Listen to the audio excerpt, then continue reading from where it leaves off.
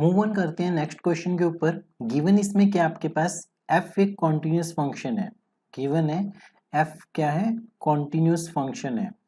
Then ये defined है किस इंटरवल पे, एक close interval a to b के ऊपर डिफाइंड है, ये a टू b के ऊपर डिफाइंड है। शो करने की एक रियल नंबर थीटा एग्जिस्ट करेगा जो 0 से 1 के बीच में लाई करेगा, सच दैट कि आपके पास जो इंटीग्रल की वैल्यू है ना a to b f of x dx, इसकी वैल्यू किसके इक्वल आएगी, b minus a times f of a plus theta times b minus a के इक्वल। ये क्वेश्चन पीयू में आ चुके हैं, रिपीट हो चुके हैं, 2 से 3 बार आ चुके हैं। तो शुरू करते हैं क्वेश्चन में। क्वेश्चन को हमें 2 से 3 स्टेप्स में डिवाइड करना पड़ेगा, यहां से लेके आप मान के चलिए यहां तक।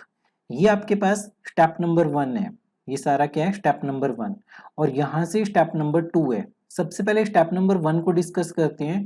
स्टेप नंबर 1 में आपके पास क्या गिवन है, सबसे पहले कि फंक्शन कॉन्टिन्यूस है, और हमें पता है कि हर कॉन्टिन्यूस फंक्शन रीमन इंटीग्रेबल होते हैं, और रीमन इंटीग्रेबल होने के बाद हमें पता है कि फंक्शन के जो बाउंड्स होते हैं, जैसे जो a to b f of x dx है, वो किन दो नंबर्स के बीच में लाई करेगा, वो लाई करेगा capital M times b minus a, और इन दो नंबर्स के बीच में लाई कर रहे हैं वो, इन दोनों नंबर्स के बीच में।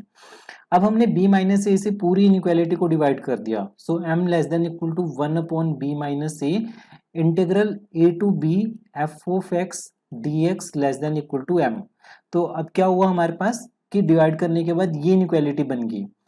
तो अब एक चीज सोचने वाली है कि आपके पास फंक्शन कॉन्टिन्यूस है और क्लोज इंटरवल के ऊपर है, तो ये थ्योरम होती है आपके पास कि f जो है वो अटेन करेगा हर वैल्यू m और कैपिटल M के बीच में, at least once in interval a to b।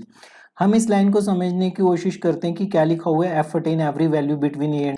मान लेते हैं कि आपके पास फंक्शन x स्क्वेयर है और आपके पास जो इंटरवल गिवन है वो 1 से लेके 3 के बीच में है, ठीक है। तो हमने क्या बोला कि जो इसकी स्मॉल m की वैल्यू आएगी वो 1 होगी, कैपिटल M की वैल्यू मान लेते हैं 9 के इक्वल होगी। तो f ऑफ x क्या करेगा, f of x will take every value between 1 and 9, between 1 and 9, 1 और 9 के बीच में जितनी भी वैल्यूज है ना, ये f ऑफ x डेफिनेटली वो वैल्यू लेगा। मान लेते हैं कि 5 है, तो x स्क्वायर इक्वल टू 5, तो x इक्वल टू रूट 5 के ऊपर फंक्शन ये वैल्यू ले रहा है 5। इस तरीके से 1 और 9 के बीच में कोई भी वैल्यू कंसीडर कर लो, फंक्शन वो वैल्यू डेफिनेटली लेगा, ठीक है। तो ये थ्योरम का मतलब है ये कब अप्लाई होगा, अगर फंक्शन कॉन्टिन्यूस है और क्लोज इंटरवल के ऊपर है। तो इसका मतलब कि f attain every value belonging to m to capital M at least once in interval a to b। तो इसका मतलब ये होगा कि आपके पास जैसे एक c एग्जिस्ट करेगा, ये fundamental theorem of integral calculus से आ रहा है कि 1 upon b minus a integral a to b f of x dx, ये किसके इक्वल होगा, f ऑफ c के इक्वल होगा। क्यों, क्योंकि ये जो वैल्यू है ये आपके पास m और कैपिटल M के बीच में है, और अभी हमने क्या देखा कि m और कैपिटल M के बीच में जितनी भी वैल्यूज हैं आपके पास a और b के बीच में एक नंबर मिलेगा, जिस नंबर पे ये वैल्यू आपको मिल जाएगी। तो c नंबर पे आपके पास ये वैल्यू आ रही है, तो f ऑफ c इसके इक्वल हो गया, ठीक है। अब नेक्स्ट स्टेप नंबर 2 कंसीडर करते हैं, इसे इक्वेशन नंबर 1 दे देते हैं। स्टेप नंबर 2 में हमने क्या किया कि हमें पता है कि जो c है वो a से लेके b के बीच में लाई कर रहे हैं। हमने डिफरेंस लिया, a को सब्ट्रैक्ट कर दिया पूरी इनइक्वालिटी से, तो हमारे पास बना c minus a less then b minus ए।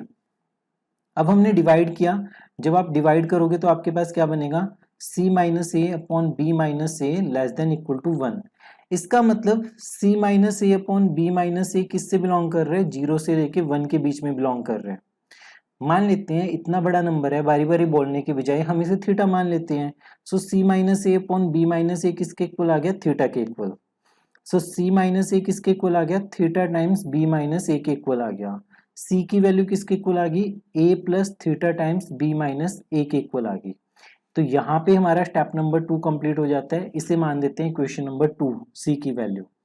अब ये जो c है आप इसमें पुट कर दीजिए, तो आपके पास क्या बनेगा, 1 upon b minus a integral a to b f of x dx equal to f of a plus theta times b minus a. ठीक है। और इसे लिख सकते हैं a to b f of x d x equal to b minus a into f of a plus theta times b minus a. तो हमारे पास ये बनेगा फाइनली जो हमें प्रूफ करना था। छोटा सा एग्जांपल है, कॉन्टिन्यूस फंक्शन है, इंटीग्रेबल होगा, ये इनइक्वालिटी होल्ड करेगी।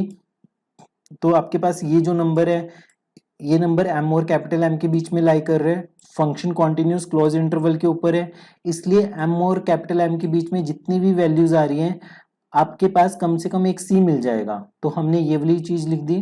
उसके बाद सेकंड स्टेप में हमने क्या किया, इनइक्वालिटी को सॉल्व करना शुरू किया, तो c की वैल्यू निकाल दी, c की वैल्यू आपने इसमें पुट कर दी, तो आपका प्रूफ हो गया।